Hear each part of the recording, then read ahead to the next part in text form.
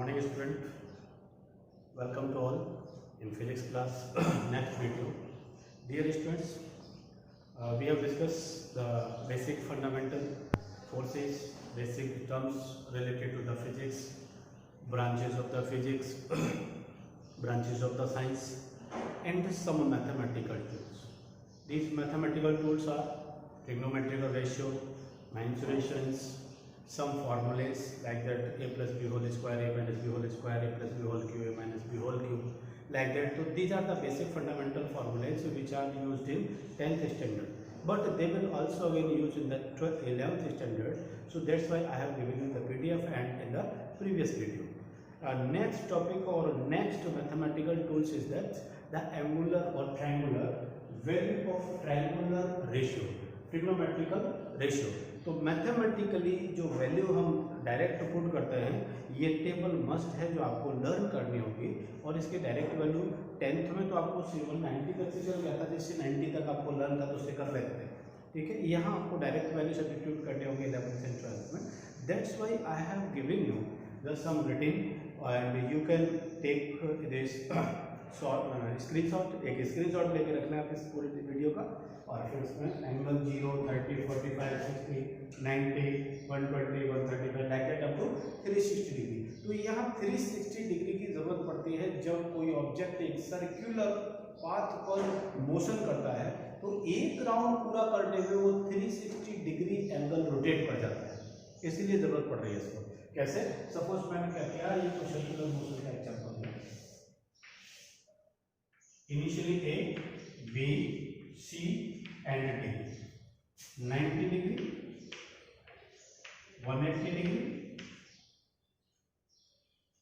270 degree and 360 degree। तो यहाँ खूब सारी जरूरत पड़ेगी, टेन के केस में पड़ेगी, साइन के केस में पड़ेगी, कॉस के केस में पड़ेगी, तो वहाँ आपको 360 डिग्री तक की खूब सारी जरूरत पड़ेगी। या फिर जब भी आप इसको पल्स फॉर्म और वेव फॉर्म में पढ़ेंगे, in the wave form, this is a complete initial position, main position, this is complete wave, यहाँ आपका complete wave होगी, ठीक है। in complete wave 0 0 to maximum, this is 90 degree, this is 180 degree, this is 270 degree and this is 360 degree। तो 360 degree, 270 degree, 180 degree या 90 degree, ये angular displacement की बात करें या इसे फेज एंगल कहते हैं कि जीरो से मीन पोजीशन से जैसे जैसे एंगुलर डिस्प्लेसमेंट ऑब्जेक्ट लेगा, आगे फॉरवर्ड में जाएगा, वैसे वैसे उसकी वैल्यू जो वेरी करेंगे, एंगल वेरीज करेंगे। तो तब हमको ये 360 डिग्री तक के एंगुलर या एंगलोमेट्रिकल रेशियो की जरूरत पड़ेगी। That's why you can take it in the written. अपनी फेयर नोटबुक में आप उस पूरी टेबल को बना लेंगे, सबके स्टैंडर्ड वैल्यू आपके पास सामने दे रखे हैं, ठीक है। इसको आप कर लेंगे। अब इससे बाद में बात करता हूँ, ये चैप्टर में से देखिए आपको लेटेस्ट अभी PDF मिला हो शायद या मिल जाएगा सिलेबस का, तो उस सिलेबस के PDF में कुछ टॉपिक या कुछ कंटेंट्स अब रिड्यूस कर दिए हैं, कट कर दिए हैं। लेकिन हम इस पूरे चैप्टर को CBSE की एक इंस्ट्रक्शन और है कि हमें पढ़ाना करीब करीब मैक्सिमम सब है, क्योंकि जो मैथमेटिकल और बेसिक हमारे किसी भी कंटेंट में यूज हो रहा है, हम उसको डिटेक्ट नहीं कर सकते, कम नहीं कर सकते। CBSE ने तो ये देखकर कर लिया है कि अब टाइम कम मिल रहा है बच्चे के लिए, वो ऑनलाइन की क्लास में पूरा नहीं कर पाए, तो कुछ कम सिलेबस देकर उसको उसका सेटिस्फैक्ट्री पार्ट करा दिया जाए। लेकिन सेटिस्फैक्ट्री इसका सॉल्यूशन नहीं है, मीन्स आगे कंपटीशन में जाएंगे फिर आपको सारा पढ़ना पड़ेगा, या फिर हमें उस टर्म को पढ़ाने के लिए जो यूज करना पड़ेगा वो सब हम आपको पढ़ाएंगे। इसलिए हम कोशिश करेंगे कि मैक्सिमम टर्म्स अगर कोई कट भी हो गए हैं सिलेबस में से, उन्हें भी आपको कराया जाएगा, ठीक है। चलिए आगे चलते हैं। तो बात करता हूँ अगला एक टर्म और है फंडामेंटल फोर्सेस पढ़ लिया हमने, उसमें ग्रेविटेशनल फोर्स था, कूलम्ब्स फोर्स था, एक और फोर्स था हमारे पास में, न्यूक्लियर फोर्स था, ठीक है। अब बात करते हैं कंजर्वेशन लॉज की, या law of conservation, laws of conservation. Conservation means object or substance or material or physical quantity remains same, means after event and before event in both case the physical quantity remains same, उसे कहते हैं conservation, neither be created nor be destroyed। for example सबसे पहला case आपको बात करता हूँ मैं, और ये केस आपका A, conservation conservation of energy. मैं आपसे रिलेटेड ही एक टॉपिक ले रहा हूं कि हमने 9th क्लास में पढ़ा था एक topic object A, object B and object C. ये तीन ऑब्जेक्ट नहीं है, एक ही ऑब्जेक्ट की h हाइट से position A, position B, position C, ये ऊपर इस हाइट से नीचे छोड़ दिया हमने। ये डिस्टेंस x, ये डिस्टेंस बचा h माइनस x और यहाँ आ गया x इक्वल टू 0। तो बेटा जब कोई ऑब्जेक्ट किसी भी हाइट पर होता है एट इनिशियल हाइट, यहाँ ऑब्जेक्ट का u equal to 0 means there is no initial velocity और u equal to 0 means velocity 0। Velocity 0 तो kinetic energy ke equal to 0। तो काइनेटिक एनर्जी कितना होगा इसका 0, ठीक है। बट पोटेंशियल एनर्जी कितना होगा mgh, क्योंकि h हाइट आ गया, m मास ऑफ ऑब्जेक्ट है, ठीक है। तो कितना होगा mgh। तो टोटल मैकेनिकल एनर्जी की बात करते हैं तो मैकेनिकल एनर्जी का फॉर्मूला होता है बेटा kinetic energy plus potential energy, दोनों को सम कर दें तो ये आ गया बेटा mgh। तो जब कोई ऑब्जेक्ट किसी भी हाइट पर ऊपर होता है तो उसकी एनर्जी उसके अंदर पोटेंशियल की फॉर्म में होती है और कितनी होती है mgh के बराबर, ठीक है। अब क्या होता है कि ऑब्जेक्ट को यहाँ से हमने छोड़ दिया, फ्रीली छोड़ दिया और यहाँ तक आते आते वेलोसिटी कितना हो गया v। तो अब यहाँ पर काइनेटिक एनर्जी कितनी होगी, तो काइनेटिक एनर्जी आएगी ke equal to half mv square, half mv square. अब v स्क्वायर का वैल्यू यहाँ हमें फाइंड करना पड़ेगा। v स्क्वायर का वैल्यू फाइंड कैसे करेंगे, v square equal to u square plus 2as, ये सब जानते हैं। Initial velocity 0 plus 2 into a को कहते हैं बेटा एक्सीलरेशन, और जब ऑब्जेक्ट ऊपर से नीचे गिरता है तो एक्सीलरेशन g के टर्म में लगता है, सबको पता होगा, तो उसे कहते हैं g। 9th क्लास में पढ़ा हुआ है। और s कहते हैं उस डिस्टेंस को जो ऑब्जेक्ट ने इनिशियल से यानी यहां से रेस्ट में था और b पोजीशन तक ट्रेवल किया, तो कितना डिस्टेंस ट्रेवल किया, x से ट्रेवल किया, तो मैंने इसको लिखा बेटा x के टर्म में। तो v स्क्वायर का वैल्यू कितना आ गया, v square equal to 2gx, ये 2gx में यहां रख देता हूं। तो kinetic energy equal to half m v square की जगह आ गया 2gx, 2 से 2 कैंसिल, दैट इज mgx। ये मान लो मैंने एक इक्वेशन, काइनेटिक एनर्जी आ गया mgx। अब पोटेंशियल एनर्जी यहां कितना होगा, देखिए potential energy pe equal to mgh। यहां तक हाइट कितना बचा है h माइनस h, क्या लिखेंगे h माइनस h, क्योंकि ऊपर से h डिस्टेंस कम आ गया नीचे, ठीक है। इसको सॉल्व करना बेटा mgh माइनस mgx, ये पोटेंशियल एनर्जी आ गई, ये पोटेंशियल एनर्जी और ये आ गई काइनेटिक एनर्जी, ठीक है। दोनों को एक बार सब करना, मैकेनिकल एनर्जी होता है kinetic energy plus potential energy बराबर काइनेटिक पोटेंशियल, देखो कितना है mgx plus mgh minus mgx cancel, क्या बचा mgh बचा, ठीक है। तो यहां ऑब्जेक्ट का mgh, यहां ऑब्जेक्ट आ गया फिर भी mgh, और अगले टर्म में जैसे ही आप c पर फाइंड करेंगे, c पर फाइंड करोगे तो मैं यहां लिख देता हूं पोटेंशियल एनर्जी तो कितना होगा 0, क्यों होगा, क्योंकि हाइट 0 होगा, क्या था mg और h कितना होता है 0, तो हाइट 0 होने से पोटेंशियल एनर्जी। लेकिन काइनेटिक एनर्जी जब यहां तक आएंगे टोटल हाइट h यूज करोगे तो देखो मैं काइनेटिक एनर्जी का टर्म कहां फाइंड किया था, ये काइनेटिक एनर्जी mg x है ना, x कितना ट्रेवल हुआ ऊपर से नीचे तक h तक, तो ये टर्म हम यहां लिखते हैं काइनेटिक एनर्जी इक्वल टू आएगा बेटा mg x की जगह आ गया h, तो कितना आ गया काइनेटिक एनर्जी, पोटेंशियल 0 तो काइनेटिक mgh आ गया, यहां काइनेटिक 0 था तो पोटेंशियल mgh था। इसे कहते हैं कंजर्वेशन ऑफ एनर्जी, यानी energy neither be created nor be destroyed. अगर हमने किसी ऑब्जेक्ट को ऊपर से, अभी ये हाथ में मेरे में mgh लगा है, जैसे छोड़ देंगे नीचे जाएगा, काइनेटिक एनर्जी बढ़ता जाएगा, पोटेंशियल एनर्जी धीरे धीरे कम होगा, but neither be created not be destroyed, यानी टोटल एनर्जी रिमेन्स सेम। तो इसे कहते हैं law of conservation of the energy.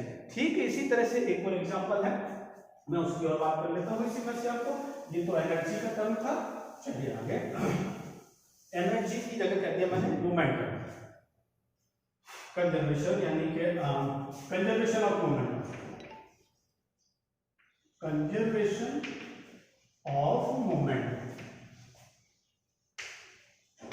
Conservation of momentum कहता है कि अगर सपोज आपने कंचे खेले हो, कंचे में क्या होता है, एक कंचे सामने रखा हुआ है, एक आपके हाथ में है, आपने यहां से एक कंचे से उसको हिट किया, तो टकराने से पहले उस कंचे का मोमेंटम जो रखा था उसका मोमेंटम 0, और आपके हाथ वाले का मोमेंटम दिया है, इसे मोमेंटम क्या होता है, P equal to mass into velocity, ये मोमेंटम आपने दिया, यानी पहला कंचा ये स्टेशनरी रखा हुआ है u इक्वल टू 0, दूसरे कंचे को आपने यहां से टारगेट किया, दोनों टकरा गए, और टकराने के बाद में ये कंचा आगे चला गया v वेलोसिटी से, और ये कंचा पीछे रह जाएगा, चलेगा तो लेकिन ये पीछे रह जाता है। या फिर आपने कभी कभी देखा हो तो थोड़ा सा ऑब्लिकली आ रहा है, ऐसे दोनों आपस में ऐसे टकराएंगे, और टकराने के बाद एक इधर, this is called as conservation of momentum. तो क्या होगा कि जो मोमेंटम इसका था ये इसमें ट्रांसफर होकर कंबाइंड हुआ, कंबाइंड होकर एक मोमेंटम इधर चला, P equal to P1 equal to mv1, और इसे कहेंगे सेकंड का P2 इक्वल टू mv2, या m2v2 कह देते हैं, m1v1 कह सकते हैं।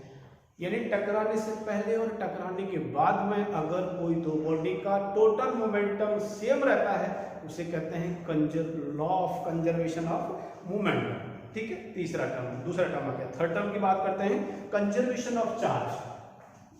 कंजर्वेशन ऑफ चार्ज में हमने एक प्रैक्टिकल किया हुआ है जिसे बेसिक हम जानते हैं, खेलते भी हैं उससे, कि हमने क्या किया, सपोज ये फॉर्म है, फॉर्म को मैंने हेयर के साथ में रब किया तो इस पर पॉजिटिव चार्ज आ जाता है और ये पेपर पीस को अपनी तरफ अट्रैक्ट करने लग जाता है। तो पेपर पीस पर अट्रैक्ट कैसे करने लग गया, इस पर कोई ना कोई चार्ज आया, चार्ज जितना इस पर मान लो पॉजिटिव आया उतना ही चार्ज जिससे रब किया था उस पर नेगेटिव ट्रांसफर हो जाता है।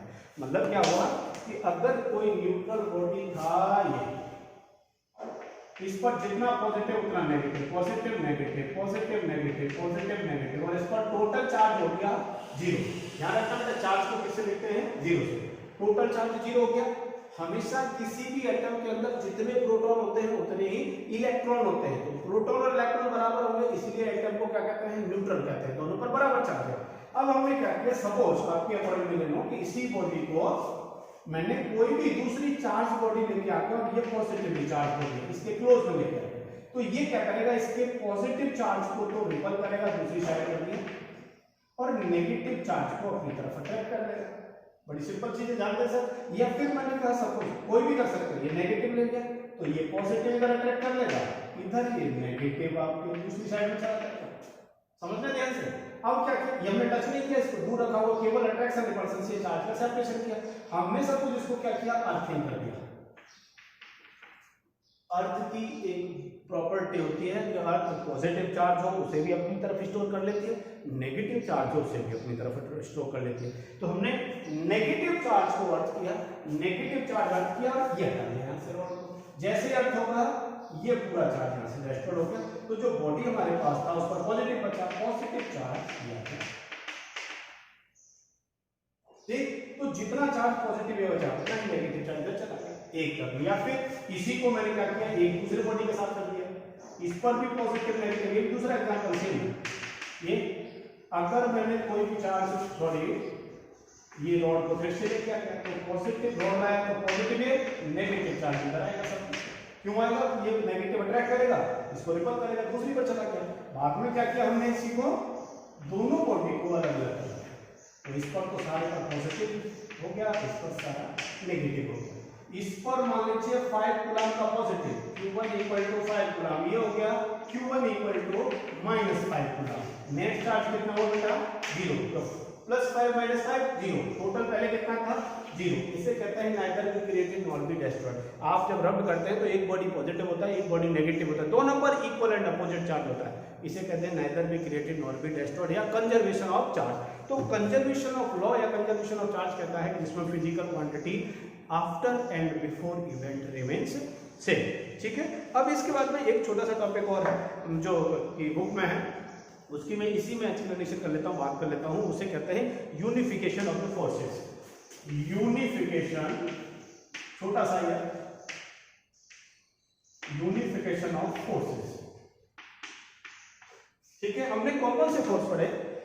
हमने फोर्सेस पढ़े थे फंडामेंटल फोर्सेस में ग्रेविटेशनल, और फिर ग्रेविटेशनल फोर्स किसके बीच था? दो मासिव बॉडी के बीच में, m1 m2 एट ए डिस्टेंस d। ठीक है, दोनों के बीच में फोर्स क्या था? Capital G, m1 m2 over d square. Simple. दोनों के बीच में क्या फोर्स था? ये अट्रैक्टिव फोर्स। क्या था? Attractive force. तो यूनिफिकेशन ऑफ फोर्स का मतलब है कि जो हमारा ग्रेविटेशनल फोर्स है वो अट्रैक्टिव नेचर का है केवल। क्या? अट्रैक्टिव नेचर का है केवल। क्लियर? दूसरी में बात करता हूं, मैं कहा था कूलम्ब फोर्स। कूलम्ब्स में क्या था? एक चार्ज Q1, दूसरा चार्ज Q2, ये दोनों बॉडी अलग अलग है। अगर दोनों पॉजिटिव है तो रिपल्सन क्या आएगा? F इक्वल टू क्या, सॉरी कूलम्ब्स का फोर्स क्या था? F equal to K Q1 Q2 over R square. ये दोनों के बीच की डिस्टेंस ले लिया मैंने। ठीक है, अब ये फोर्स आ गया क्या? ये पॉजिटिव और नेगेटिव, यानी if both charges are positive repulsion, if both charges are negative repulsion, if one is positive another is negative, इस अपोजिट चार्ज है तो अट्रैक्शन। तो इसकी नेचर क्या हो सकती है? अट्रैक्टिव और रिपल्सिव बोथ हो सकती है। क्लियर? फिर तीसरा पढ़ा था हमने कूलम्ब, सॉरी, और उसका नाम था न्यूक्लियर फोर्स। क्या पढ़ा था? Nuclear force. न्यूक्लियर फोर्स में एक प्रोटॉन था और एक न्यूट्रॉन था, और ये पूरा एटम था। एटम के सेंटर पर न्यूक्लियस पर प्रोटॉन्स होते हैं और न्यूट्रॉन्स होते हैं, और प्रोटॉन और न्यूट्रॉन के बीच में जो अट्रैक्टिव फोर्स रहता है, ये फोर्स आपका चार्जलेस है, और ये चार्ज होता है पॉजिटिव, तो चार्ज वाला अट्रैक्टिव रिपल्सन तो रहा नहीं इसमें। इनके बीच में फोर्स ऑफ अट्रैक्शन रिपल्सन दोनों होते हैं। इसे आगे पढ़ेंगे आप जब इसे, तो इसमें अट्रैक्टिव रिपल्सिव दोनों होते हैं। बहुत छोटी रेंज में होते हैं, और रेंज होती है वो 10⁻⁻15, कितना? -15 मीटर की रेंज में होता है, बहुत शॉर्ट रेंज में होता है। फर्मिंग फोर्स कहते हैं इसको। ठीक है, लेकिन ये क्या है? Independent of the charge. क्या है? Independent of the charge. क्यों? प्रोटॉन चार्ज है लेकिन न्यूट्रॉन पर कोई चार्ज नहीं है। तो न्यूक्लियर फोर्स किसके लिए है? न्यूक्लियंस के लिए। इलेक्ट्रोस्टैटिक या कूलम्ब फोर्स किसके लिए है? केवल चार्जेस के लिए। ग्रेविटेशनल फोर्स किसके लिए है? केवल मासिव बॉडी के लिए है। तो एक पर्टिकुलर फोर्स एक पर्टिकुलर फिजिकल क्वांटिटी के लिए है, एक पर्टिकुलर फिजिकल बॉडी के लिए है। This is the term of कहा गया अपना यूनिफिकेशन ऑफ द फोर्सेज। यानी कूलम्ब फोर्स को आप ग्रेविटेशन में नहीं ले सकते, ग्रेविटेशन को आप न्यूक्लियर में नहीं ले सकते, और न्यूक्लियर को आप कहीं भी कूलम्ब्स में नहीं ले सकते।